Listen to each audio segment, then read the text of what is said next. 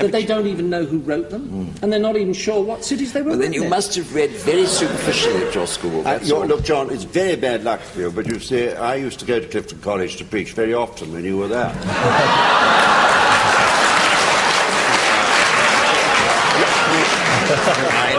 I know the headmaster, I know the staff, I know the servants. All I can say is you must have been as idle a boy, as splendid an actor as you are.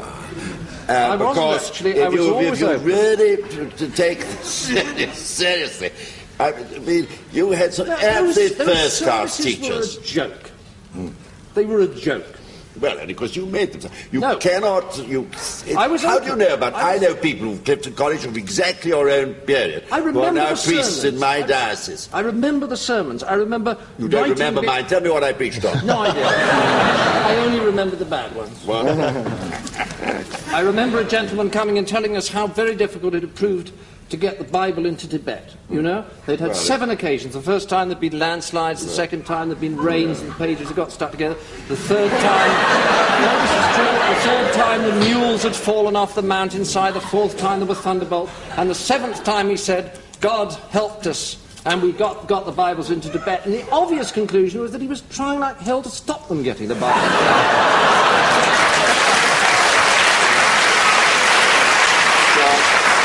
sorry, but you really are lampooning this, because by O-levels and A-levels, going on the whole time, people were taking the scripts. They'd had to have studied Greek, perhaps Hebrew, and have had made a serious study of the scriptures. You chose not to do that. I'm sure you had far more interesting things to do. We only had 4 years to write the film. We didn't want to get too specialist, because if we got too specialist... I'm sorry, I'm talking about Clifton College. But still, I don't really think this has got very much to do with Could I just ask, as, I think in theory anyway, a sort of moderator, I'm supposed to be neutral. Of the Church of Scotland or the Church of England? Moderator. I'm supposed to be in the middle, but didn't you... I mean, I felt when I saw the film, and I saw it in a cinema in New York with a very appreciative audience, did you not feel that, in fact, the people being lampooned were the followers rather than Jesus himself? I felt that very strongly. No, I don't think so. It was... I really felt, I mean, the crucifixions above all else, which are things I felt sad about, because, I mean, I'm quite sure, as all of us will one day, and this is not trying to attack your vulnerabilities, but life is very short. All of us will be on our deathbeds in a comparatively short time. And when we are, and that'll be no laughing matter, that it is much that Christ which I should like to be held up in front of me than the Christ I saw but the on film the cross this afternoon. did bring home to me... Sorry, yeah. I was going to say very quickly that the film reminded me of something which I obviously knew, but one tends to forget, that it wasn't only Jesus that was crucified. I mean, an awful lot of people were crucified in the most horrific circumstances every day of the week under Roman rule. Yes, that's very true. And that fact came home in the film. You realise that Jesus didn't have a sort of total... copyright to crucifixion. Yeah, but Jesus was crucified, wasn't he, for his obedience to the will of God. He was crucified surely for blasphemy. Yes, they accused him of blasphemy because he was obedient to the will of God and of his kingdom. You can't say that came over today. That with any of the people who were being crucified, no, but that wasn't I mean, the whole way that it was done, they were not dying for a noble idea. Well, neither were the... Yeah, but I mean, I think that what... Can I just make the point I was trying to make earlier on about the film not being seen entirely in religious terms? That, I mean, as Tim has said, people were crucified then as common criminals. It was just a form of capital punishment employed by the Romans, who were regarded as a highly civilized people. But it was capital punishment. And in the film we examine attitudes to capital punishment. As far as I know, in this country, the majority of people we are constantly told are in favour of capital punishment. It just seems that we haven't come that far in all that time. Why do you think that through all these centuries of Christendom that the greatest minds, the most creative minds, the greatest artists were believers in this thing that you airily dismiss and say that you, making this little film, have managed to see deeply into it and to reach conclusions? I can't say they are. What about Freddie Eyre? What about Bertrand Russell? You dismiss them, of course. They don't count. I said in the centuries of Christendom. I didn't say in our time. I said that if you were to make a list of all the people who have contributed most. Most to of them art would have been and literature. Muslims if they'd been living in the Arab countries, or Buddhists if they'd been living in... What has that got to do with it? These people were inspired. These people were inspired by this event, which you have celebrated in this film by a lot of people on crosses singing a sort of, as though it's sort of rather inferior musical. Death perhaps doesn't matter that much, which after all you're saying the whole time. You're looking forward to it. I'm looking forward to it keenly, but So I'm looking forward to it. About it. No, I'm looking forward to it keenly because I know, because I relate it to these very things that you dismiss. I relate it to the story of the Incarnation, this great drama of the Incarnation, which you have reduced to a sort of comic film. Now, you think that in doing that, you have shed light. I have to tell you that you haven't shed light. You've made some rather bad jokes, and the only reason that people come to see it is because they still relate it to this extraordinary story of the Incarnation, which is, in fact, the beginning and the end of everything that our civilization stands for. Our civilization began with a man, the Apostle Paul, telling pagan world about the Incarnation. That was the beginning of it. We're not the only civilization in the world. Not at all. No, I'm not saying we are. There's a lot of civilizations Certainly. with different religions, Certainly. right? I'm not... And the important thing is that people should be open to the various possibilities and that they should take a critical attitude Yes, but to them. whoever said they shouldn't be open? But you don't make people open by producing the sort of buffoonery that Well, you produce certainly there. don't make people open by giving them the kind of garbage I was given at that school. Well, then I'm very sympathetic to you for having received this garbage, some of it at the hands of our friend the Bishop here. I'm very sympathetic indeed, and I think it's very sad and tragic that you should have been cut off from something that's so wonderful and only given garbage.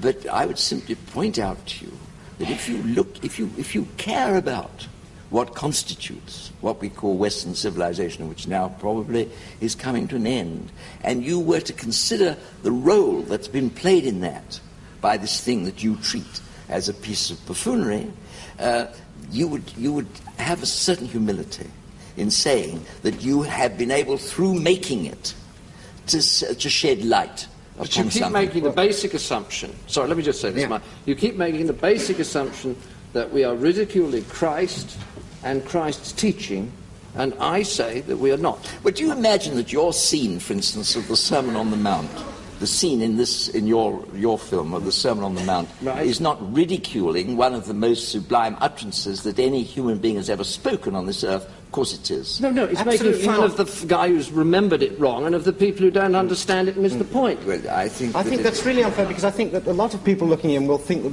we have actually ridiculed Christ physically. Christ is played by an actor, Ken Colley. He speaks the words from the Sermon on the Mount. He's treated absolutely respectfully. The camera then pans away. We go right to the back of the crowd to someone who shouts, "Speak up," because they cannot hear him. Now, I mean, if that utterly undermines one's faith in Christ, then I think the faith cannot be terribly strong. I started off by saying that this is such a 10th-rate film that I don't believe that it would disturb I know you anybody's started with an open faith. mind. I realise that.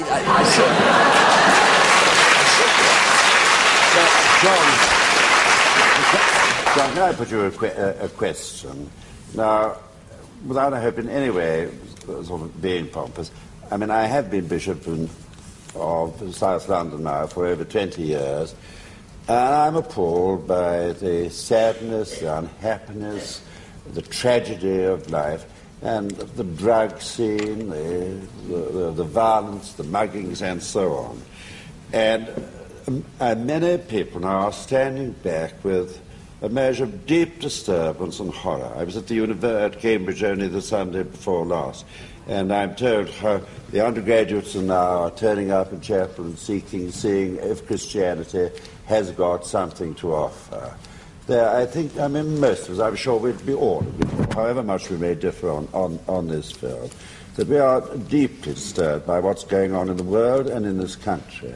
Now, there is a desire to find truth to find some answer to our problems. And the question, I would put to you, could you really put your hand on your heart and say that that film is going to help the younger generation and its pilgrimage for truth? If they think about it, absolutely. The message is, what is it, Mike? What are the words? Work it out for yourself. You're all individuals. Don't do what people tell you to do. And that's not... you find that a final... No, starting point. Starting point. Including the lampooning of Christ. And the lampooning of his death, which is the most disgraceful part of the whole thing. Surely, Malcolm, it was the lampooning of a form of death, which happened to hundreds of people. You're lampooning a scene which has been played a fantastic part in the lives of believers for generations, a scene that has inspired the most amazing disinterestedness, creativity, that set St. Francis of Assisi wandering about the streets, that inspired St. Augustine to write The City of God. This I accept, but I think all that is true, and all you've done is to make a lot of people on a cross singing a music hall song. It's so disgusting when you think of it. A lot of people go away very happy, laughing at that, their faith not touched one jot. I don't think it'll touch their faith. I don't think it will.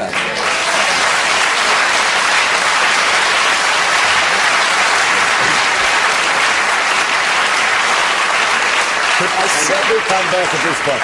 And a lot of people on the first Good Friday went away from Calvary laughing their heads off and thinking the death of Jesus was a tremendous joke. But that's very true, because as a matter of fact, all you've done is for the person you followed in this film is Herod.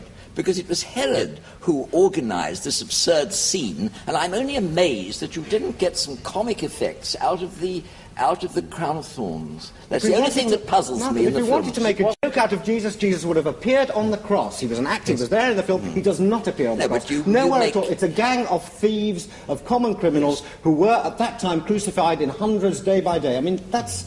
I'm sorry, I know that you think I'm wrong, but that's what I feel. It is not Christ. I think it's a ludicrous thing, because I tell you that the people see... This is what the film's about. Malcolm, can I just say that to an outsider, the crucifixion is a much stronger event if one realizes that Christ went through something that everybody went through. If you treat it like something that only he went through, which is the image you get. I never realized I was about 16 that everybody got crucified. If he was crucified between... I also have to say that we have to... He was crucified between two thieves. If you're saying that the experience of those three people was the same experience simply because they went through the same physical experience, then you are utterly misunderstanding what the crucifixion means, what the passion means, why it's had this enormous role in people's lives.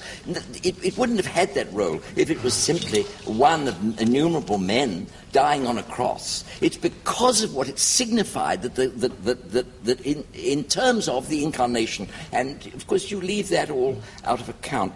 What you've done is you've succeeded in doing, and that for that reason it will have absolutely no influence in the long run, you have succeeded in reducing something which has inspired the greatest art into something which is presented in terms of the lowest art. That's your feat. That's your set up your own terms that we have to influence people. We're not saying we want to influence people. We're trying to make them laugh, make them happy.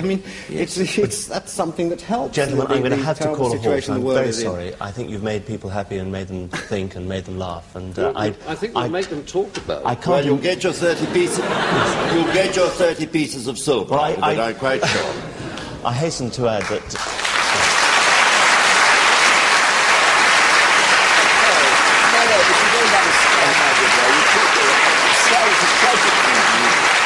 You're missing the most wonderful thing in life, and you're seeing it in those terms, and it's utterly tragic. Gentlemen, thank you very much. Utterly tragic. I hope that film won't shake anybody's faith.